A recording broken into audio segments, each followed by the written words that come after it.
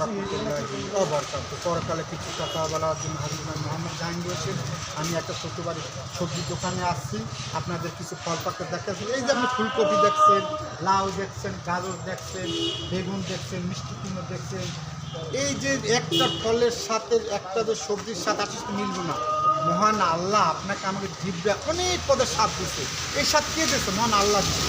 যখন আপনার জ্বরে থাকে, তখন দেখা যায় যে আপনার শৈতৃত্ব লাগে, কোনো স্বাদ ভালো লাগে না। এটা আল্লাহ নেও, তারপরে নিজে আবার দিয়ে যায়।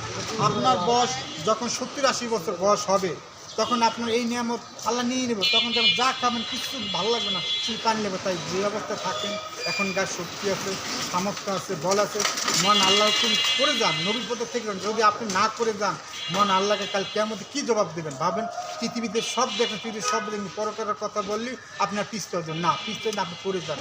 কোন মহান আল্লাহ কাল কিয়ামতে আপনার কর্ম প্রতিদান দেবেন। তাই সবাইকে বলি, যে যে অবস্থা থাকে তার সাথে নাচ করেন, নবীর থাকে। আরেকটা জিনিস খেয়াল করেন, এই যে আপনি ফুলকপি লাউ দেখতেছেন, একই জিনিসকে শিশু বাচ্চা অনেক শক্তিশালী হয় এবং যারা বৃদ্ধ তারা বৃদ্ধ হয়ে যায়। এই কাজটা কী করে? এই শক্তিটা কার? মহান আল্লাহ। এই জন্য আল্লাহকে চেনেন, আল্লাহর হুকুম মানেন, আল্লাহর নবীর তরিকায় থাকেন। কারণ এখান যদি আপনি মনের মতো পড়ে না যান, আপনি ফেসে যাবেন।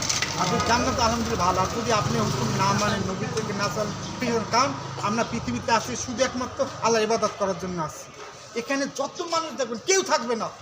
100 বছরের পর 2 দিন থাকবে, কেউ থাকবে না, আমি থাকবো না। আজকে আমি, কালকে না। আমার উদ্দেশ্য না, আমি নগণ্য মানুষ, আমি আল্লাহ স্কুল ভালোবাসি, দুটো কথা বলি ভাই। আমার আর কোনো উদ্দেশ্য না ভাই।